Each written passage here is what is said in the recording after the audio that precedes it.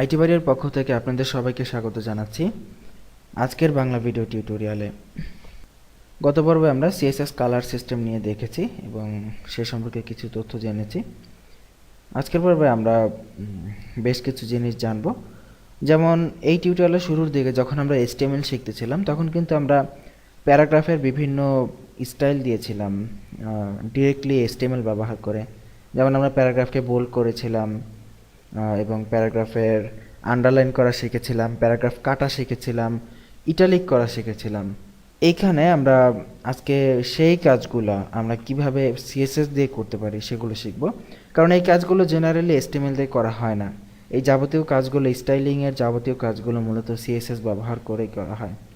So আজকে আমরা যে বিষয়টি শিখব সেটি হচ্ছে টেক্সট ডেকোরেশন।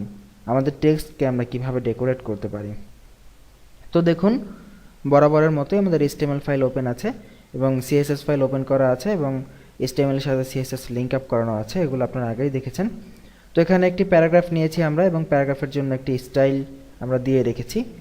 তো প্রথমে আমরা যেটা শিখব টেক্সট ডেকোরেশন। নান, এটা হচ্ছে ডিফল্ট যে টেক্সট ডেকোরেশন নান থাকে আমাদের প্যারাগ্রাফের। আমরা যদি এটার আউটপুটটা দেখি দেখব যে এটা যেভাবে ছিল সেভাবেই আছে। এখন এই নানের পরিবর্তে আমরা যদি টেক্সট ডেকোরেশন নান না লিখে আমরা যদি আন্ডারলাইন লিখে দেই তাহলে কি হয় খেয়াল করুন। আন্ডারলাইন লিখে যদি আমরা রিফ্রেশ করি দেখব এটা আন্ডারলাইন হয়ে গেছে। যে কাজটা আমরা ইউ ট্যাগ দিয়ে করতাম HTML এর, সেটা এখন আমরা CSS দিয়ে করতে পারতেছি। কিন্তু তো আন্ডারলাইনের পাশাপাশি এখন আমরা যদি চাই এটা আন্ডারলাইন না হয়ে এটা উপর হবে, মানে দাগটা যেমন এখানে যে নিচে এসেছে দাগটা আন্ডারলাইন না হয়ে এটা ওভারলাইন হবে, ওপর দিয়ে হবে।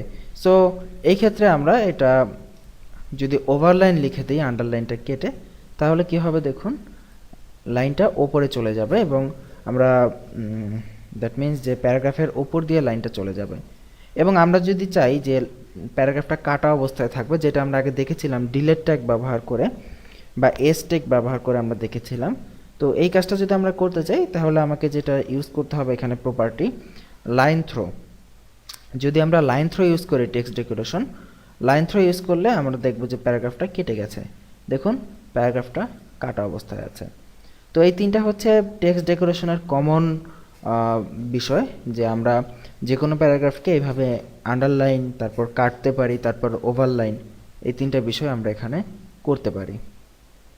সো আশা করি বুঝতে পেরেছেন। এবং নেক্সটের পর্বে আমরা ফন্ট শিখব, ফন্ট সাইজ, ফন্ট ফ্যামিলি, ফন্টের কালার দেয়া, বিভিন্ন বিষয় নিয়ে আমরা নেক্সটের পর্বে আলোচনা করব। তো আগামী পর্বের আমন্ত্রণ জানিয়ে এখানেই বিদায় নিচ্ছি। এটা প্র্যাকটিস করে ফেলুন। ভালো থাকবেন সবাই। আল্লাহ হাফিজ।